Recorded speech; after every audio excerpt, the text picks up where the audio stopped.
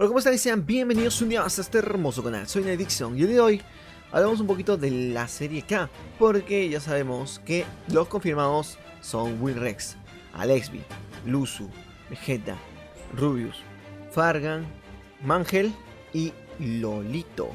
Pero recordemos también que pues hace pocos días en la serie que tiene Stacks con Baitarifa apareció Lolito múltiples veces en la casa de Stacks. Es un poco contradictorio que Lolito, pues el supuesto participante de la serie K, esté tan de amigo con pues Stacks. O sea, obviamente no tiene nada de malo, pero sabiendo que Wilrex y Stacks no tienen una amistad aún muy sólida, es un poquito de pensar, ¿no?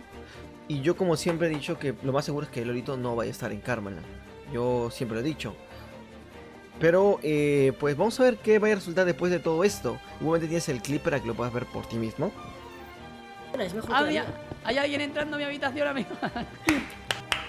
¡Yepa! Tenemos que construir esto para que nos vengan los bichos. ¿Confías en que no nos maten los bichos? Vale, eso me gusta. Y nada, parece que ser que las cosas continúan bastante misteriosas de momento. ¿Lolito presionará a Karmaland, sí o no? El misterio sigue ahí. La amistad de Lolito y Stack es bastante grande y sólida. Han jugado muchos shooters juntos, ya que son jugadores más o menos parecidos.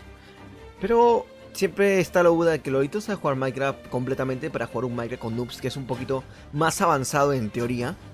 Bueno, son preguntas que me quedo en la cabeza. Espero que te haya gustado el vídeo bastante corto y analítico, digamos, del día de hoy. Suscríbete y dale like para más contenido así. Un beso para todos y nos vemos en un posible, pues, nuevo vídeo. Bye bye.